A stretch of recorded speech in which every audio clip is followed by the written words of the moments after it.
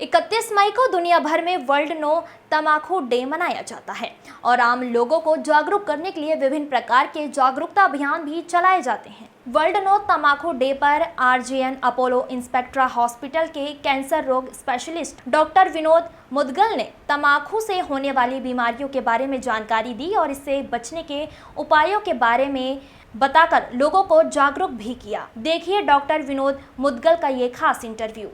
ग्वालियर से मोहित तिवारी की रिपोर्ट। नमस्कार, मैं doctor Vinod Mudgal. I am a senior oncologist at RGN Apollo Inspectra hospital Gwalior और आज मैं वर्ल्ड नो टोबैको डे पर तंबाकू से होने वाले हानिकारक प्रभावों के बारे में डिस्कस करूंगा। आज वर्ल्ड नो टोबैको डे है जिस पे मैं सारे नगरवासियों को रिक्वेस्ट करूंगा कि इस चीज़ पे, इस पर्व पे हम ये कसम खाएं या ये प्रण लें कि आज से हम तंबाकू का सेवन बंद कर देंगे, क्योंकि इसके बहुत सारे दुष्परिणाम हैं जो बॉडी को पूरी तरह से डैमेज करते हैं। इससे एक सबसे जो खतरनाक बीमारी है वो कैंसर, वो एक मोस्ट डेंजरस बीमारी है।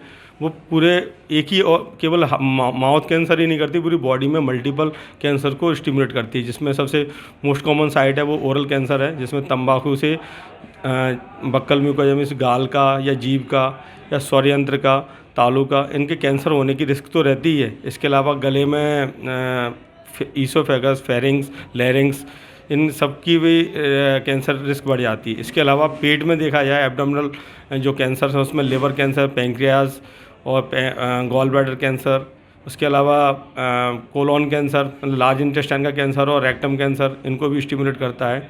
किडनी कैंसर और यूरेटर कैंसर, ब्लैडर कैंसर को भी स्टिमुलेट करता है। इसके बाद हम और अदर ऑर्गन्स में देखें तो ये इसका जो साइड इफ़ेक्ट है, जैसे कि फेफड़े पे देखा है, फेफड़े को लंग कैंसर तो ये मोस्ट इम्पोर्टेंट रिस्क फैक्टर है ही। उसके अलावा ये उससे पहले हमें बहुत सारी लंग की जो बीमारियां हैं, सांस संबंधित बीमारियां, जैसे chronic obstructive pulmonary disease COPD बोलते हैं, वो होने की रिस्क बढ़ जाती है। और कई लोगों को अस्थमा है तो उनको ये अस्थमा को स्टिमुलेट करने का भी काम करता है, जिससे कि अब बार बार लोगों को सांस की परेशानियां बनी रहती हैं। और भी अदर डिसीज भी रहती हैं, लंग फेफड़ों की जो अदर बीमारियां हैं उनको भी स्टिमुलेट करने का काम करता है।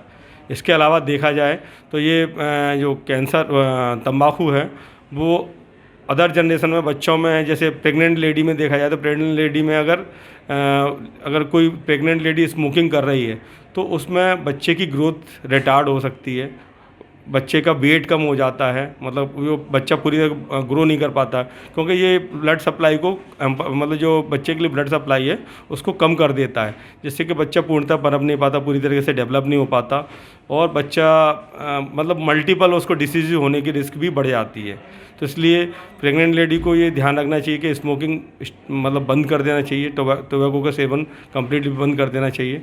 इसके अलावा अदर बीमारियां हैं, जैसे बच्चों में देखा जाए तो ये एक ल्यूकेमिया, एक्यूट ल्यूकेमिया, मतलब ब्लड कैंसर है जो टोबैको स्मोकिंग से हो सकता है। भले बच्चे नहीं कर रहे हैं, लेकिन अगर अब बॉडी में फैमिली में अदर कोई पेरेंट्स हैं या अदर फैमिली मेम्बर्स हैं जो स्मोकिंग कर रहे हैं तो उससे पैसिव स्मोकिंग होती है, उसका जो धुआं है उसके अगर चेस्ट में या माउथ में जा रहा है तो उस कंडीशन में भी वो ल्यूकेमिया, एक जो कैंसर है, ब्लड कैंसर है, उसको स्टिमुलेट कर सकता है।